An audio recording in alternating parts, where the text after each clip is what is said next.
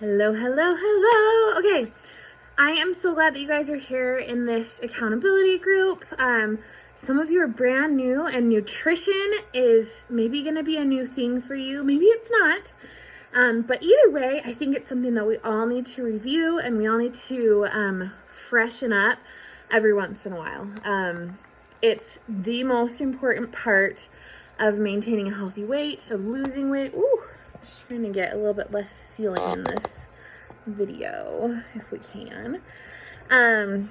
Nutrition is really the whole battle. Working out is still very important because it helps our body to tone, it helps us build muscle, it helps us work our organs, and that's obviously going to be a big part of our health. But nutrition, the way that we fuel our body, is always going to win. If you only had to choose one thing to do, work out or work on nutrition, nutrition would always be the winner, because you can never ever outwork your fork. Your food is fuel, and we have to fuel our bodies properly to make them work the right way, to make them digest the right way, to make to send the right signals that I don't want to hold on to this extra weight, or I would like to let this water go. So we're just going to go over a couple of things today. Take a couple of notes if you want to, and you're going to have some homework at the end, so be ready. So number one, with nutrition, this is a learning process for everyone. I still have so much to learn, but the things that I have learned have really changed the way that I look at food, the way I interact with food, and the way that I just deal with nutrition on a daily basis. The more that we learn about it, the easier it is to do. Not to say that it's ever really going to be easy, because it's hard to avoid those sugary, tempting treats, but we can definitely get better at it. Nutrition is also going to look differently for everyone because, for example, I know some of you in this group have fibromyalgia. I know that some people have Hashimoto's. Autoimmune diseases seem to be something that is getting bigger and bigger and more common, I think, because of the way that we've been eating the last 100 years. The processed foods, the way that our grocery stores are set up, the way that we're not eating farm fresh anymore for the most part. It's messing up our bodies. So I personally have an autoimmune disease called Behçet's, and it's a blood vessel disease, but the way that I eat definitely impacts it, because anywhere that my blood vessels end, if they get inflamed, I break out into sores. So a lot of times, some of you will see me talking funny. That's because my mouth is just full of canker sores because of my autoimmune disease. And when I eat too much sugar or salt, it gets worse. And if I don't drink enough water, it gets worse. I also have a kidney disease. I have polycystic kidney syndrome, or disease, and so it's kind of like polycystic ovarian syndrome, where I just have cysts all over my kidneys, and if I don't drink enough water, that could be really dangerous for me. So that's something I have to monitor yearly, and I don't want to end up on dialysis by the time I'm 50 or 60. That would be so sad, or needing a kidney transplant. So just take that in mind. It's a different process. All of our bodies need something different, and mentally we're all going to be different as well. Some of us are abstainers, meaning you see a pan of brownies or whatever it is that tempts you, and if you take even one bite, you know that you're eating 9 brownies, right?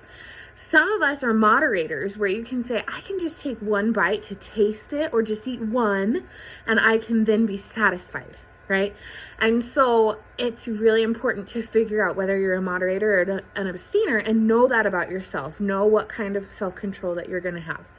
And just remember, you got to take it one day at a time. And just because you ruin it on one day, don't think like that.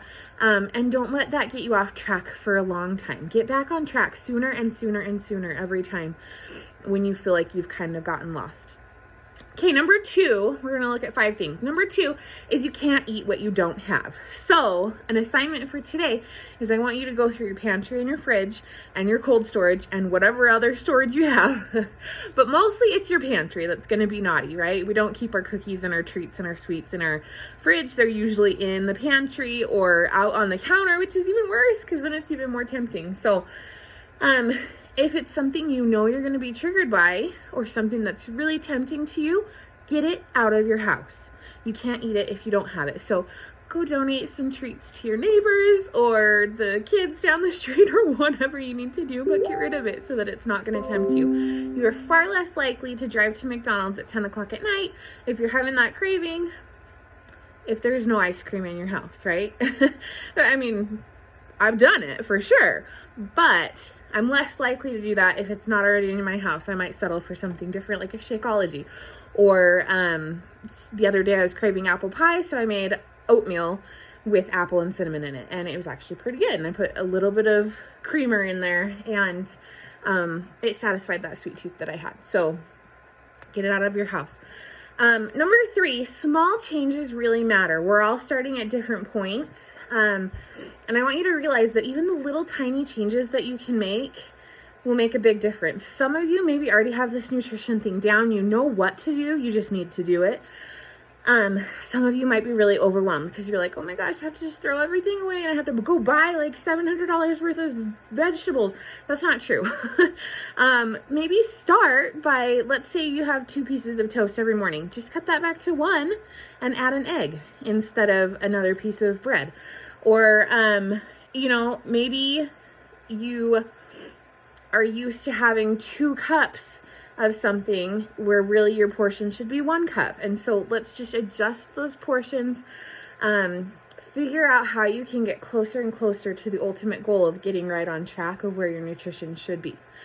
The main thing to remember is that when it comes to nutrition, you have to fill up so much on the good stuff that there's not enough room for the bad stuff. So if you really are drinking all the water you should be drinking, which is half of your body weight in ounces, if you're doing that, and if you're eating the amount of vegetables and protein that you should be eating, you won't be hungry. You won't have as much room or as many cravings to eat all the carbs and all the bread and all of the sugar and all of the other things that really we go to first because they're the most appealing and they're usually the easiest and most ready. But if you're doing all of your water, all of your vegetables, all of your protein, you'll get full, I promise. Number 4 is don't overcomplicate the process. Meal prepping is something that everyone is going to do differently, okay? I've seen some people with these beautiful fridges. They on Sunday or whatever day it is, they'll prep for the whole week. They'll literally cook all of their food for the whole week. And you know what? If you are a working professional and you're going to work, that might be the way to do it for you, because then you can just grab your little lunch boxes or whatever, take them to work, and then you're good to go. For someone like me who's home all the time, it's not something I love to do because I hate cooking. And so what I prefer to do is just getting some basic staples ready. So I usually have my husband grill some chicken for us because he's really good on the grill. I'll boil some eggs. I might get a more of a complex carb cooked up for the week, like some brown rice or some lentils or something else. Chop all the vegetables as soon as you can so that those are just ready to go. Portion out berries or whatever it is. It doesn't really matter. But just getting things ready to go so they're easy to throw into a salad or throw into a meal, or grab a bag of carrots and just get your dip or whatever so that it's easier. That's the way I like to do it because I don't like eating the exact same thing every day, but I also don't love the process of cooking a lot. So my foods are very, very simple. So do whatever works for you. Whatever can take the thought process and the decision making away for you, that's also a good thing. If you can just simplify it so it's just good to go. I do stick to very basic things where I'm not necessarily eating the same thing every day, but I am rotating through the same couple things. So for breakfast every day almost, I either have an omelet with peppers, maybe some turkey sausage and eggs, maybe spinach. So I'll do something like that, like an egg scramble or an omelet. Or I love to do vanilla Greek yogurt, and I'll put in a cup of blueberries and maybe some chocolate chips, a couple chocolate chips to give it that little crunch, or maybe some granola or something. or what else do I do? We do oatmeal quite a bit. So those are kind of my go-to breakfasts. For lunch, I'm usually eating leftovers from dinners before. And then our dinners, we try and just keep them pretty simple, especially because we have little kids and they're kind of picky. I've started doing citrus pear, which I don't know if you have this program around you, but there's probably something like it if you don't. But it's a meal prep class, and I go about every other month. And they just have these recipes ready. It's pretty healthy. And we create freezer meals. So the last time I went, I paid $200. I got 20 meals that are in my freezer, and they're just ready to go in the crock pot or the Instant Pot. And it's super awesome because I usually just have to add like maybe a little side or some extra spices or whatever, and it's really, really simple. So something like that could be good.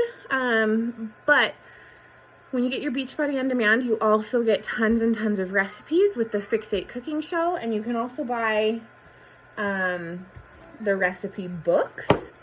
So if you've done Ultimate Portion Fix, or if you want to, there's cookbooks and just tons of recipes for every kind of meal, and snacks and shakes and all of that. So a couple ideas for you right there.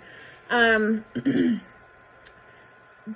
number 5, the 5th thing is I want you to create a new normal. This is not something, this isn't a diet. This isn't like a crash course or easy fix. Our goal here, oh, did you get a bonk?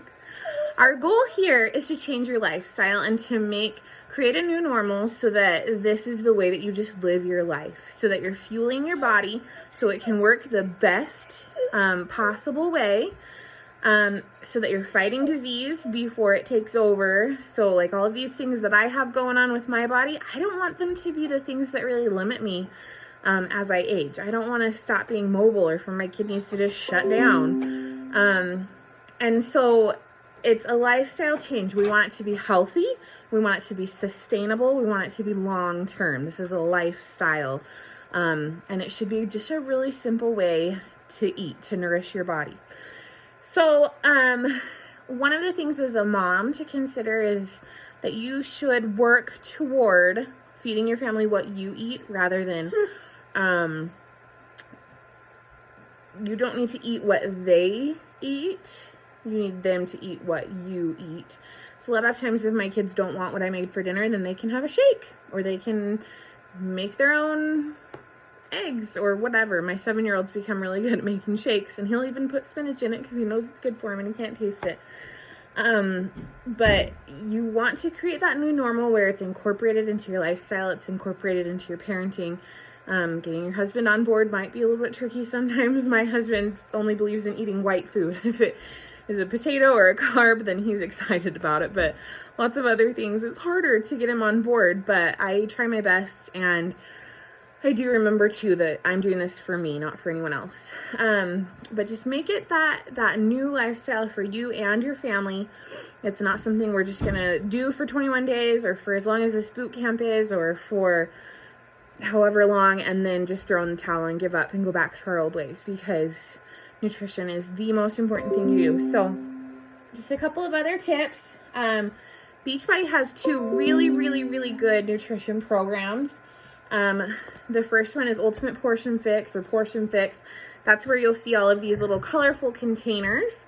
This is the program that I use because I need structure. I want someone to tell me exactly how much I'm supposed to eat every day, and be able to just say, okay, I did it. So each of them, each of the colors represents a different food group, and based on your weight, your activity, your lifestyle, you're going to do some little calculations and figure out what meal plan you're on. So let's say you're on meal plan B right here, and it's going to tell you that you get 4 vegetable containers, 3 fruit containers, 4 protein containers, 3 carbohydrates, and so on. And so you just go throughout your day checking those off. And there's even an app, it's called Nutrition Plus, if you want to follow this program. Every workout program in Beachbody On Demand has an accompanying meal plan program, and most of them use this container system. When I very first started 2 years ago, I actually printed out the whole little thing and made a little tiny book. It gives you a list of all the foods. The higher up on the list that it is, the better the food is for you, the more nutrients it has. So I usually try and eat from the top half of the list. So in your program materials, when you go into each workout program, it's going to have a meal plan for you. Along with that comes these Fix8 cookbooks, and there's a cooking show in Beachbody On Demand as well. The other nutrition philosophy or system is called To Be Mindset. This is one of the trackers for that. This one is more of an intuitive eating type program. It's got more to do with plating your food. Her two main rules you'll hear all the time are water first and veggies most. And so she'll always talk about Alana how do you say her name? Molstead, something like that. This is her. Isn't she cute? She'll always talk about drinking 16 ounces of water before you do anything. Right when you get up, before every meal, always drink water. Then her second rule is veggies first. Water first, then veggies most. And so she'll show you how to like plate your food so that it's in the right proportions, talk about what foods you should avoid, what foods are silly, what foods are just accessories to make your meal taste better. This program, it is a separate purchase, but you get lifetime access to it.